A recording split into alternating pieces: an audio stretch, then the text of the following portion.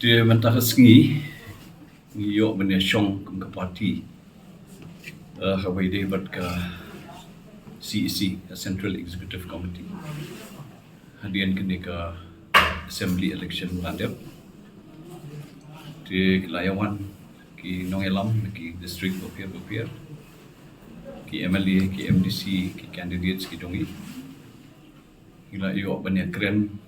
bah hawai dia bat kini ke election ke bola barang sudep tinggi layo ya ke review ile ya ke review begin yo ya ki input semua ki observations nakaliang jong ki district bopir jong ke parti jong i de semua tanat begin yo bani kendu akan digerukom hadian ke election de walada ka jingkmi lynti jong i kalong kambun akan digenti pemerintah tian re nakidaw ki babon la semo ngim shimla banyo bon sit tian re ladangi yang dujor ang bay day baka election hajar khat pra ang tu kapor ni job tang hundrio sit tian re menta ka parti kilayo ban job hadu khat we sit tian ladangi pet ya kenika vote share hakni ka election ke bamentaru akasi jane hills ka vote share jong ka UDP kalong hado 40.0% ke NPP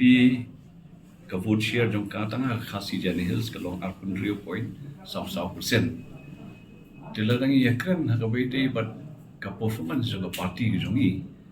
naskoba menta hakni ka kenti assembly elections arajar arulai ngila le khmih ban ke election ladap house dem arajar khapra di nakaliang dongi kum parti walada ngila khmih lynti ban yo sibon seat nomor ngila kwa mo bangin alam samangi kum parti ke state de henre ngihaban burong hi ya ka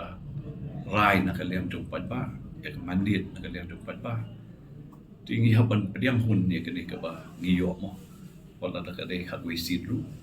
tamba ban ong pate ba ngilong down and out ya nomor kum ke parti nginang yai trehi nang ni syahmat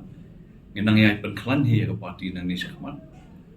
bat hak ni ke ski mdei tambang iyo ya ke report dan ni bangi review ya ke ni ke assembly election arajar apulai